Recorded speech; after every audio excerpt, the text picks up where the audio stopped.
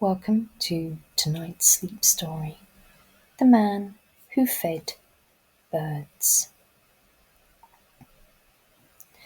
George lived in a small stone cottage at the edge of a sleepy village where the trees gently touched the skyline and the sky always seemed to stretch a little wider. His days were simple, quiet, and filled with small rituals. But the one thing he cherished most began just before sunrise, when the world was still hushed and the air carried the scent of dew. Each morning, George would rise with the first light, wrap himself in a soft woolen cardigan, and step outside with a tin of birdseed. The tin was very old and used to belong to his mother. She would safely store the Christmas cake in it every year. His garden wasn't grand, just a patch of wild grass, a few lavender bushes, and a crooked bench beneath an old oak tree. But to the birds, it was a sanctuary. He'd scatter seeds in careful arcs across the lawn, humming a tune he couldn't quite remember the origin of. It was something his mother used to hum, perhaps, or his sister, or maybe it came from the wind itself. The birds always knew when George was coming. Sparrows, finches, robins, and the occasional bold jay would gather in the branches, waiting. More recently, he had noticed a seagull appearing at the same time every evening, and the white wings would glint as they caught the last of the sun's rays before the large bird landed on an old telegraph pole. At night, he had listened carefully to the sweet call of an owl in a tree nearby.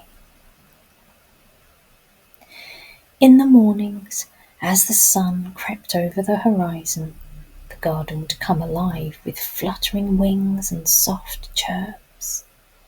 George would sit on the bench, hands resting on his knees, watching as the birds dipped and danced, their feathers catching the light like tiny lanterns. He never spoke to them, but they seemed to understand him.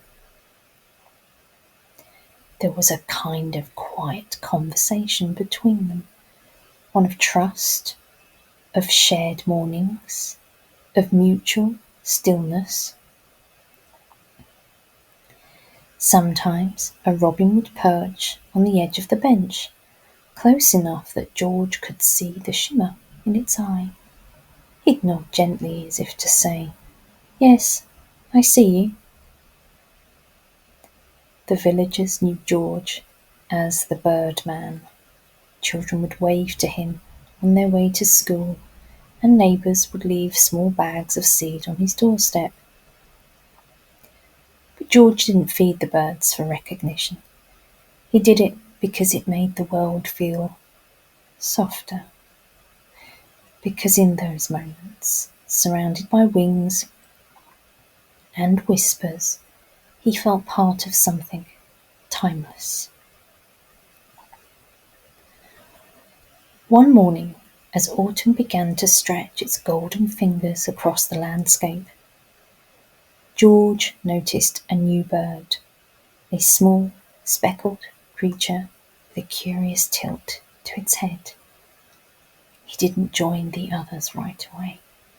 He watched from a distance, cautious. George didn't mind.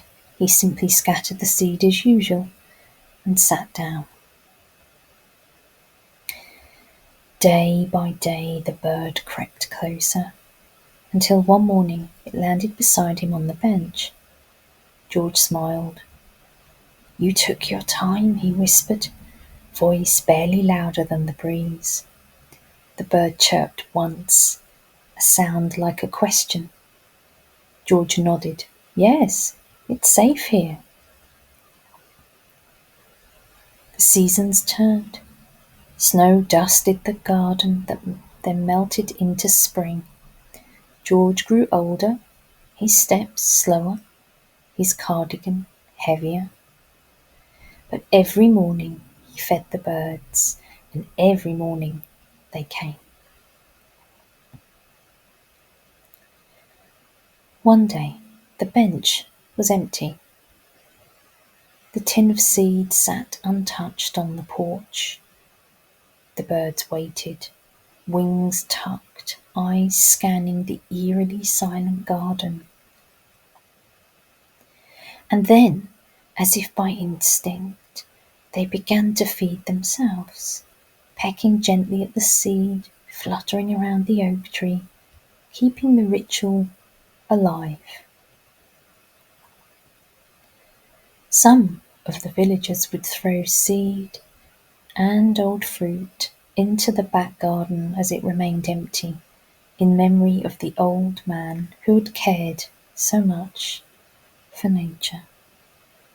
But his presence lingered in the rustle of feathers, in the hush of dawn, in the soft hum of a forgotten tune.